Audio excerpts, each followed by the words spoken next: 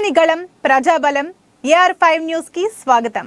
శ్రీ సత్యసాయి జిల్లా పెనుగొండ నియోజకవర్గం కేంద్రంలోని పార్టీ కార్యాలయంలో బీకే పార్థసారథి మాట్లాడుతూ వచ్చే ఎన్నికల్లో తెలుగుదేశం పార్టీ అధినేత శ్రీ నారా చంద్రబాబు నాయుడు ముఖ్యమంత్రి చేయాలన్న దృఢ సంకల్పంతో తెలుగుదేశం పార్టీ నాయకులు మరియు కార్యకర్తలు కలిసికట్టుగా పనిచేయాలని సూచించారు.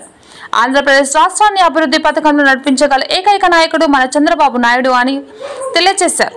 వచ్చే ఎన్నికల్లో పెనుగొండ నియోజకవర్గం హిందూపురం పార్లమెంట్ అభ్యర్థులను అత్యధిక మెజార్టీతో గెలిపించాలని కోరారు. అనంతరం పెనుగొండ నియోజకవర్గంలోని పెనుగొండ, పరిగి, గోరంట్ల, రొద్దం, సోమెందపల్లి మండలాల వారీగా తెలుగుదేశం పార్టీ నాయకులు మరియు కార్యకర్తలతో ఎన్నికల ప్రచార కార్యాచరణ గురించి చర్చించారు. ఈ కార్యక్రమంలో టీడీపీ పెనుగొండ నియోజకవర్గ పరిశీలకులు డాక్టర్ జి నరసింహారావు, పెనుగొండ నియోజకవర్గ అభ్యర్థి సవితమ్మ పాల్గొన్నారు. AR5 news Penukonda division reporter Valmiki Chiranjeevi. మొన్న దర్శనం చేసుకుని వచ్చాను. నేను రోజున మన అబ్జర్వర్ గారు కూడా ఫోన్ చేశారు. తర్వాత మొన్ననే చెప్పిపోయినా నేను ఇమీడియట్ గా మీటింగ్ పెడదామని చెప్పి అదే ప్రాతిపదికన ఈ రోజు మీటింగ్ పెడుతున్నాం. ఈ మీటింగ్ సారాంశం ఏమంటే, రేపు జరగబో ఎన్నికల్లో తెలుగుదేశం పార్టీ ప్రకటించిన అభ్యర్థులుగా పార్లమెంటుకి నేను, సవిత పెనుగొండ శాసనసభకి పోటీ చేస్తున్నటువంటి తరుణం. ఈ సమయంలో కష్టాలున్నాయి, నష్టాలున్నాయి, ఇబ్బందులున్నాయి. 4.5 సంవత్సరాలు కూడా ఫేస్ చేసాము అవన్నీ కూడా. ఇక రేపు ఒక సంగ్రామం, ఒక యుద్ధం జరగబోతా ఉంది, ఎన్నికల యుద్ధం. ఆ యుద్ధంలో ప్రతి ఒక్కరు కూడా ఎవరైతే కష్టపడ్డారో పార్టీ కోసం అహర్నిశలు 4.5 సంవత్సరాలు కష్టాలు వచ్చుకొని, నష్టాలు వచ్చుకొని, ఆర్థిక ఇబ్బందులున్నా కూడా పోలీసులకు భయపడుకోకుండా ఒక సైనికులా పనిచేసినటువంటి మీ అందరూ కూడా పాదాభివందనాలు తెలియజేసుకుంటున్నా. సమయం వచ్చింది, ఇప్పుడు మనకి అధికారం రాబోతుంది.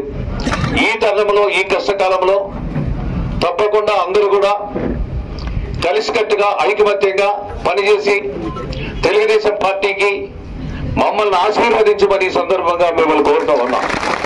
అయితే నేను ఒకటే చెప్తున్నా, ప్రతి పంచాయతీలోన, ప్రతి మండలంలో కూడా నాయకులంతా కూడా కష్టపడి పనిచేశారు. కష్టపడి పనిచేసే వాళ్ళు పక్కకు పోయి కొత్తగా అక్కడక్కడక్కడక్కడ కొన్ని ఉత్పన్నం అవుతూ ఉన్నాయి. నేను ఒకటే ఇక్కడ చెప్పేది మీ అందరూ కూడా, మండల టీం కూడా చెప్తున్నా, మండలాల వారికి మాట్లాడతాం. ఒక సమన్వయ కమిటీ వేస్తాం మండలంలో. ఆ లీడర్ సమక్షంలోనే రూట్ మ్యాప్ కానీ, ఆ పంచాయతీలో జరగబో ప్రోగ్రాములు కానీ వాళ్ళే డిసైడ్ చేస్తారు. వాళ్ళ మీ అందరితో మాట్లాడుకొని ఆ పంచాయతీలకు వచ్చేది నేను కానీ క్యాండిడేట్ శాసనసభ అభ్యర్థి గారు వచ్చినప్పుడు మీకు తెలియజేస్తారు. తెలియజేసిన తర్వాతనే అక్కడికి వస్తాం. మీ అందరికి మీరు డిసైడ్ చేసుకోవడానికి లేదు. అట్లయితేనే ఒక ఐకమత్యంగా పనిచేస్తాం, ఒక రూట్ అనేది సక్రమంగా ఉంటుంది. కానీ అందరినీ కలుపుకోవాల్సినటువంటి అవసరం ఉంది. కలుపుకోకపోతే రాజకీయంలో నష్టపోతాం. అందరూ క్యాండిడేట్ గా సవిత కూడా అందరినీ కలుపుకొని పోవాలి. అలిగిండారు, ఒకసారి కాకపోతే 2 సార్లు ఇంటికి వెళ్ళాలి, మాట్లాడుకోవాలి. మాట్లాడుకుంటేనే మనం ఎదిగే కొద్దీ ఒదగాల. ఇప్పుడు మనం నిగురుకొని ఉంటే వాళ్ళు ఊరు రారు. నేను ఒకటే రిక్వెస్ట్ చేసేది, ఒకసారి కాకపోతే 2 సార్లు వెళ్ళు, మాట్లాడు. వాళ్ళు లీడర్స్ ఉంటారు.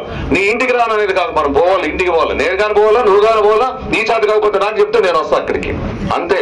ఆ విషయాలు క్లియర్ గా ఉండాలి. మనము పని చేయించుకొని తర్వాత వాళ్ళకి పని చేయాల. యూజ్ అండ్ త్రూ ఉండకూడదు. మనం కూడా లీడర్స్ అంటే నాకు పని చేసే వాళ్ళకి నేను పని చేయాల్సినటువంటి అవసరం ఉంది.